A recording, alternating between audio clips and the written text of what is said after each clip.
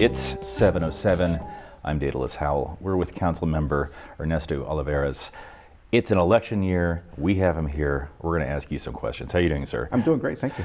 Thanks for joining us. I know you're really busy. You have a lot going on. Yes. I want to ask you, now you've been on the council for a while, but I want to ask you, what is the impetus to serve? This is a gene I'm missing because I'm a sociopath. Where do you get the drive to contribute as much as you do, and historically have? It's amazing. Well, yeah, I mean, I'm going on my 38th year of public service, and and it wasn't a path that I chose or something that I dreamed about doing at any time. I feel fortunate to be here in Santa Rosa now as a council member, having served as the mayor for 2 years. But my background actually goes back to coming to the United States as a young kid, at 2 years old with my parents. And I share this story with students around Santa Rosa where I talk about my being born in Mexico, my father being here as a bracero, bringing his family here, and how we were, I guess I consider us being dirt poor in Mexico, where our home actually had dirt floors. Right. And my father bringing me to a better life of poverty in the United States as a farm worker. So our life was really around farm work, and it was, yeah. And when you say bracero, you mean part of the bracero movement with the grapes and everything? And well, yeah. He back quite a while ago when during the war, a lot of the men here in the States were off to war, so they entered into an agreement with Mexico to bring farm workers up to the United States to work, and he was part of that effort. Wow. And started his family down in Mexico and eventually moved us up. And I was about 2 years old at the time. And I had always thought that I was destined to be a farm worker like my father was. But it was he who told me, I think it was the summer before my high school, my senior year, working in the fields with him, and he kind of paused. He's a little portly guy. He always had a stubby cigar in his mouth, And we're working out there getting ready for the harvest, and he stopped and he says, mijo, he says, son, he says, you don't have to do this. He says, this is hard work, and I knew that. He says, you can do anything you want, but don't be a farm worker like I am. It's rough. And it was like somebody let me go, like somebody allowed me to do something differently. You hadn't developed a different vision for your life at that point. I hadn't. Yeah. Even going to school, I reflect back on school now, and even my teachers who were great people, I never even received encouragement from them to say, Ernesto, you're going to go a place, you can do this or that. Mm-hmm. I was a typical C student. Mm-hmm. I got by most of my life surrounded getting back to working on the farm, picking crops and such. But it was he that gave me that motivation and almost that release to say, get out of here, go do something differently. And with his help, part-time jobs of my own, for some reason, I don't know why, I decided I want to be a cop. And I was going to say, that's such an abstract notion going from where you started. Absolutely, and I remember as a kid, I tell students now, I said, I remember as a young kid being on the ranch, because we were fortunate to be able to live where we worked. But I remember my father would hire workers, and some of them were not here legally. Sure. And I can remember immigration coming onto the property and people running, and me hiding out of fear. So it wasn't like I knew cops or I knew anybody in law enforcement. Or had a positive impression. Exactly. Yeah. But something sparked in me that I decided that's what I wanted to do. But interestingly, back in the 70s when I was pursuing that career, I legally could not be a police officer in the state of California. Why? And kids ask me because I wasn't a citizen. So that's not true. My father actually went back to school. He had an 8th grade education, but he went back to school and became a U.S. citizen and got citizenship for those of us who were born in Mexico. The reason I couldn't be a cop in California is I was too short. Back in the 70s, really? Back in the 70s, there was height requirements, and the minimum was 5'7". CHP was 5'9". And I think my oldest brother, he was our giant, and he was at about 5'10" or something like that, right? But 5'7" was the minimum, and I peaked out at 5'5". That's all I could get, right? Wow, that's great. But it was overturned. Obviously, there was issues related to barriers and discrimination against women and certain ethnic groups, right? So, but anyway, so back in 1979, I stood tall at the doors of the Santa Rosa Police Department, getting sworn in as a police officer. That's great. And it was just an amazing journey for me. That is an amazing journey, and that began an entire procession of involvement with various organizations besides just your core employment with the department. You've worked with a number of different local and state organizations, principally about working on issues of violence, right. Racial tolerance. Mm-hmm. All kinds of stuff. Where does that come from? That drive? I've thought about that many times, and it goes back to my father again. I told you that he was fortunate to come to California as a kid with his mom, and he was able to go to school in Fresno up to the 8th grade. So he was able to learn English. But I remember him watching television, watching Walter Cronkite, taking an interest in national elections, and he told us that it was his civic duty now to become a U.S. citizen, to be a part of a process, and that's why he went back to school. But interestingly, though, after he did that, he registered to vote, voted every election, but soon realized that he could volunteer at a polling place. And he was told that by one of my school teachers. So every election, he would take time off from the fields and go volunteer, just checking people off the register as they came in to vote. And I reflect back on that because as we turned 18, go register, and he made us study the issues and vote. And I think that's something that stuck with me forever. And even coming here as a police officer, I just found this drive to go out there and be engaged with other things besides my normal world of law enforcement, where there was issues related to civil rights or issues like that with the Commission on Human Rights, for example, right? Dealing with racial issues, taking an interest in youth, and then eventually, of course, with my work with law enforcement, I realized that my role was more than just enforcement, that there is a role to play in community. We often hear the term police community relations, and I always see it as one. The police are a part of the community, and how do we blur that line and erase that slash, if you will, and recognize that we are a part of the community. We have family here, we go to school here, go to church, whatever the case may be, and that's been a driver for me. And over time, I've taken ownership of Santa Rosa. It's I've been here most of my life now, and I love it here, and I want to make things better for my kids and all of my kids, meaning all the kids in Santa Rosa as well. What are the issues facing kids these days here? Well, again, going back to my career here, starting in '79, I was able to see that rise of gang violence in Santa Rosa, where really it was non-existent when I came here. You had kids that played around, little wannabes, they imitate what they see on television.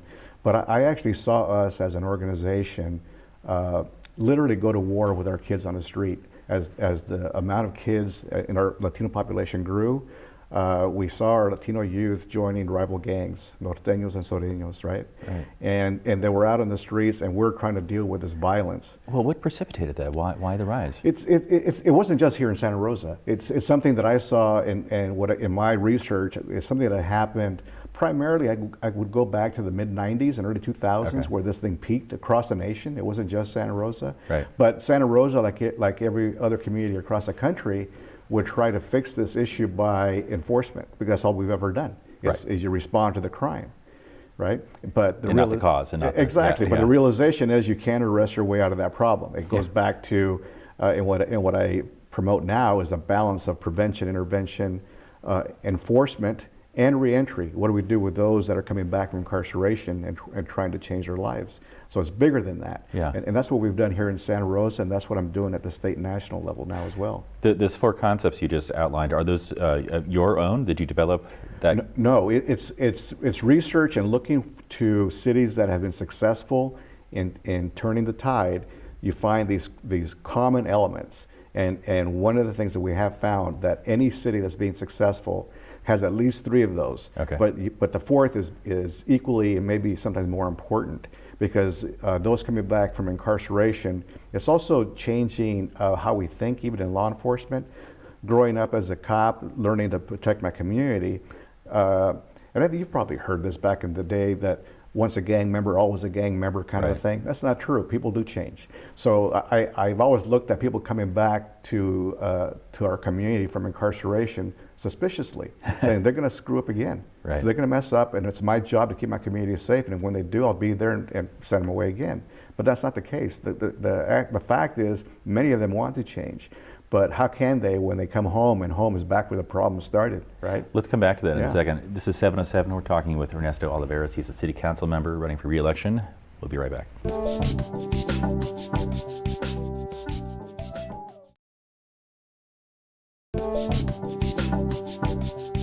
We're back on 707. I'm Daedalus Howell. We're talking with council member Ernesto Olivares. We left off talking about the 4th pillar of the program of dealing with gangs and the potentiality of gang violence, and that was the notion of reentry. What do you do after someone has gone through a process, a legal process, and is now trying to reenter society?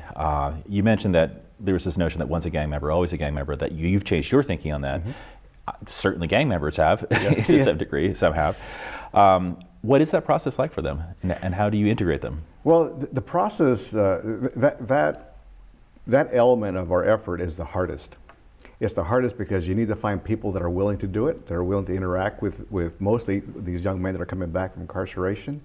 And I mentioned that when they come home to the same place where things started. It's not like they get to choose where they live necessarily, right? Right, and we can presume maybe they've been exposed to things or hardened in the judicial or legal process. Right, exactly. Incarceration process. Right, and oftentimes, sometimes we send gang members or others away to prison and they learn to be a better gang member. Right, it's like gang college. Exactly, and I've had that experience even with somebody that I know locally who had that experience, and he escalated to being a drug dealer. Wow. And he learned a better system of distribution while he was in prison, but then also turned around and said, you know what, I can't do this anymore. Yeah. But it's hard. They come home and it's where the same friends, if you will, were there, the same influences are there, and there's stigma coming back as an ex-con.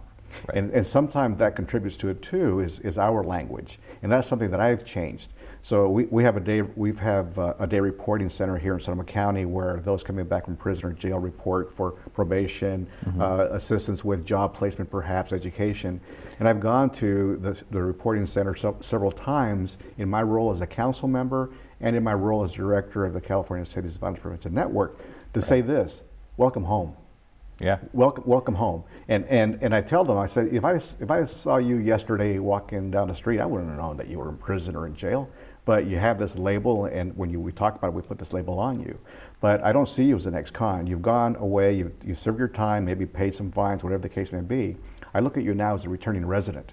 You were a resident of our community. Right. And I say, welcome home, how can I help you? Right. And it's that engagement that I think that starts to change even for them to say, wait a minute, somebody actually does care about me. And beyond that, how can you help them though? How do you introduce somebody to an employer, for example, who may inquire about their past? I'm not sure if they can legally, but we'll say there's some telltale signs or tatted up or something that something suggests. Well, here's a typical scenario. Okay. Is I come back from incarceration and I have some skills, I want to get a job, so I'll go fill out the job application.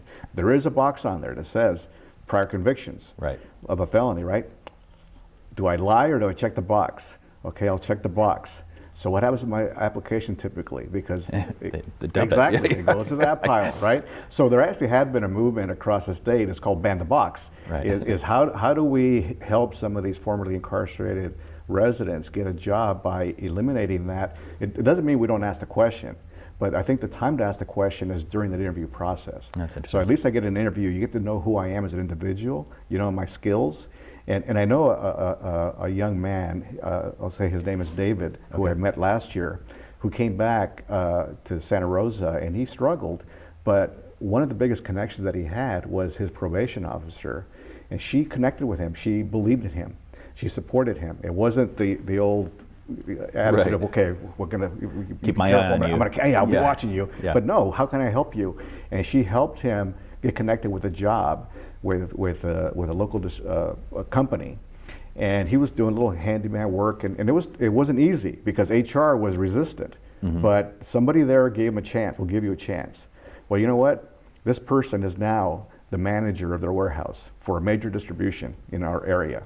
He now has employees. He's managing multi-million dollars of merchandise around the area. That's great. And he's proud. But and some of his struggles continue though, because now he's worried about his own kids, who are teenagers, and he has relatives who are still in gangs. So he's trying to protect them and try to show them a path to success, and still dealing with some of those pressures in his community. So it's not easy for him, and he's also. He's a humble man, but he's also ashamed of his past. But he also recognizing that by sharing his story, he's able to impact others that may be in similar situations, that there is hope. And for him, it was that fortunate experience with somebody during a process where he didn't have to check that box. He got the interview. Do you think that speaking about one's experience like that, especially with that kind of past, ameliorates the negative perception because you do get a moment to understand somebody and their own story? Absolutely, because we're not necessarily talking about evil people, because when you look at, again, going back to the root causes, somebody who maybe had trouble at home, maybe somebody with low self-esteem, somebody who was pressured, who joined a gang just out of protection because of where they live, for example. Right. Somebody who had the misfortune of being in a gang because it was generational for them. Father, grandfather may have been involved in a gang, man, right? yeah. And that does happen. So it is a good thing for them to be able to get out of that cycle and change a pattern and now do something differently with their lives. You used a term that was really interesting to me, the notion of evil people. In your work in law enforcement, have you encountered truly evil people? I have. What are they like? And what do you do about that? Well, it's hard to change somebody's personality and their makeup of their brain, right? Right. But in my experience working sex crimes and family violence, for example, right. I've met some very evil people there, and I consider them evil just by the unspeakable acts that they perpetrate on young victims, which is just very, very sad. And that was also a very hard job, even for my investigators that investigated those crimes.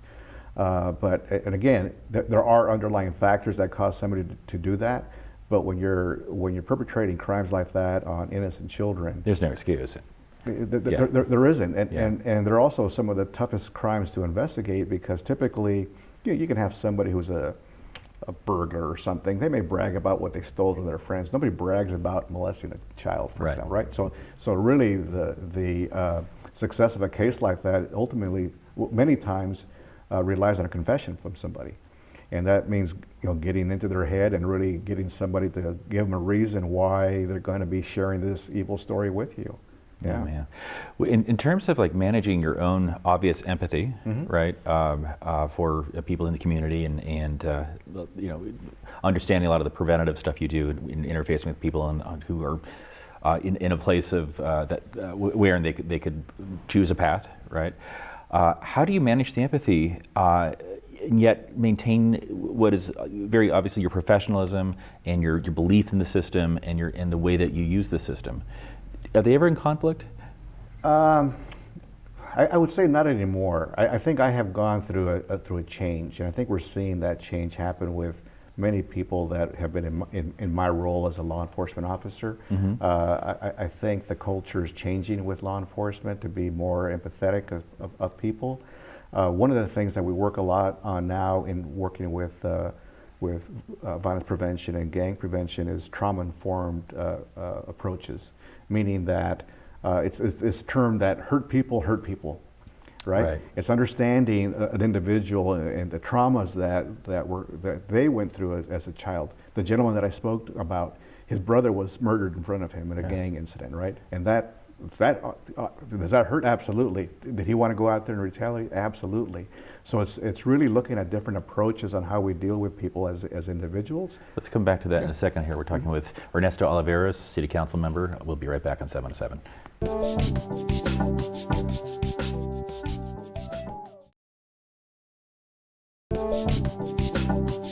It's 7:07. I'm Daedalus Howell. We're talking with Ernesto Olivares. He's a city council member running for re-election. We were talking about how trauma, hurt people, right, and that preceding trauma can lead to violence. Yes. And as part of your career, you've sought ways to prevent violence in Santa Rosa. If we could just pick up on where we left off there.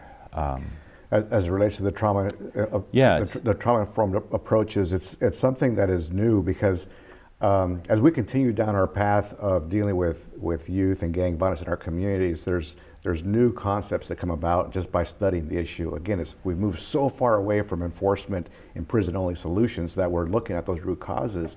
And what we have found, and what many have found, professionals have found, was this issue of early childhood trauma and how it impacts kids. Yeah. And it does so now, even with behaviors in schools. So there's a lot of training and work going on now, even within our school systems, to help educators understand how some of those traumas early on impact a child's behavior during the school time and even academic performance. It's beyond just thinking that somebody doesn't have it to understand a concept. There's just so much more to it.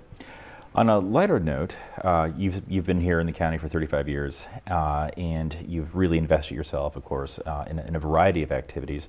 What are some of the things that you've seen happen in your time here that have really brightened your experience? if I phrase it clumsily, but yeah. Well, I think that Santa Rosa is in a good place, I believe. we are a regional center, and that means a lot. I think there's a lot of responsibility that comes with being a regional center. We draw people from quite a few counties around us, whether it's medical or financial institutions, recreation. Tourism. Tourism is big. We have Ironman coming next year. Really? That's a big deal. We just secured a 5-year contract with Ironman to have that race here in Santa Rosa. It'll start up at Lake Sonoma, and then you'll have the bicycle race around here and the foot race around Santa Rosa as well, which is going to bring in hundreds of thousands of dollars for us in revenue. Yeah. So it's that kind of economic boom, and having people recognize that this is not only a great place to live, it's a great place to do business and a great place to have fun. With the possible legalization of marijuana, do you see it becoming, or cannabis, I should say, do you see that becoming a cash crop, so to speak, for Santa Rosa? It's early. It's too early to tell. I've been chairing our medical marijuana subcommittee for the council, trying to, and it's taken 20 years for the state to give us the regulations that we need to manage that at the local level. Right. So we're working on land use issues with transporting, with growing, dispensing, testing, and things like that. And we're still in the process of developing those policies. And now potentially we have a whole new set of issues presented with legalization of marijuana. And I'm not sure that I'm quite comfortable yet with going there. Fair enough. Yeah. There's things that we still need to work out, and I don't know that we're going to have all the tools to deal with it at the local level. So it's going to be pretty complex. Beyond cannabis, do you perceive, or what other aspects of our local economy do you perceive as growth spots?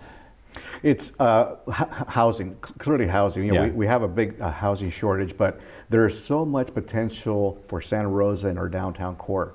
We have the reunification of Courthouse Square that's going on right now, and my belief is that is going to spur so much activity and almost as rejuvenation of the downtown, with new businesses coming.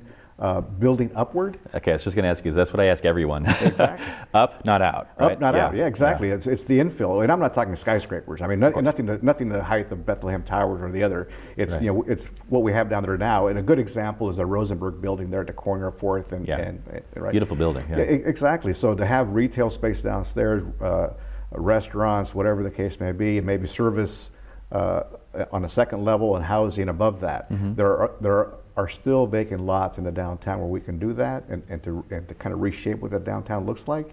And having more people live in a downtown is going to change that flavor down there. I think that'd be great. What happened with the museum, by the way, the AT&T building? Huge rally? Yeah, it's still happening. There's still, and again, it's trying. That'd be a great hub. It is, and all that ties into what's happening with a square, and what's happening now with an interest in a boutique hotel in the downtown. It's what's happening now with the consideration of an expansion of the Hyatt across the freeway. It's others that want to build other hotels in the downtown core.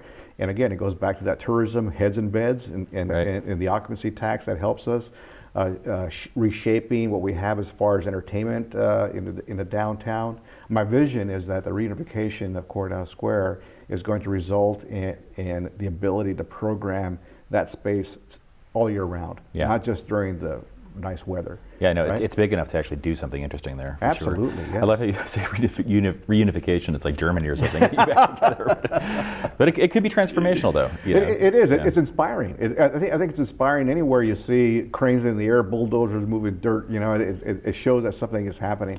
It's funny you should say that, because I do think that it is good optically to see that stuff going on, that the city is working and that it's accomplishing something. Right.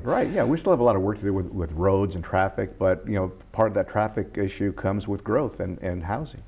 So we've got a nice snapshot, I think, of a lot of your experience and a lot of what you've been doing. What are some of the accomplishments you're most proud of during your tenure? I think that the two biggest ones were during the recession when I was mayor, and I formed an economic competitiveness task force, because we had a reputation of not being a great place to do business.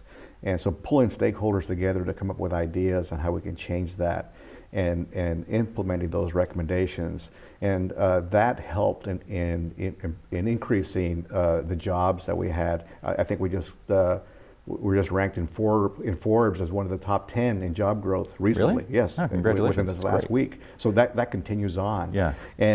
But you're never quite there. You know what I mean? Right. There's always work to do to continue to improve processes. The other one is something that's been problematic for many residents in California. That's the issue related to pensions. I formed a pension reform task force back when I was mayor as well. And what came of that was a number, I think about 10 recommendations that were brought forward that we were able to implement in Santa Rosa based on the authority that we had at the time. So we've been able to change some of the pension systems that we have for certain employees, increase contributions from employees, for example. There's more to do, but that's going to require more changes at the state level. Right. So those are two big ones that were much needed, especially during the recession. And they continue to have momentum. Absolutely. That's great. Yes. If there's one thing you could change about something that you worked on, what would it be? If there's something you could have done better? You know, I think the only thing that would have changed would have been to, and it's happening now, was to start the process of annexing Roseland sooner. That's going to be a big thing for us. You know, we're talking about an area of our community, and I consider part of our community, that's almost the size and population of Cotati. Right. And, it's its own city almost. Yeah, exactly. And there's so much rich culture in the Roseland area, but we have a meeting next week actually to talk with the county and I think we're very, very close in coming to an agreement on what that's going to look like. But it's exciting. I just wish we'd have done it a lot sooner. We've had opportunities, but it's a big project. Yeah. And I wish it would have moved a lot faster, but it's going to come to us and it's going to be a good thing for everybody. We've been talking with Ernesto Olivares, City Council member running for re-election. Thank you, man. I really appreciate you. you taking time. My pleasure. Good talking with you.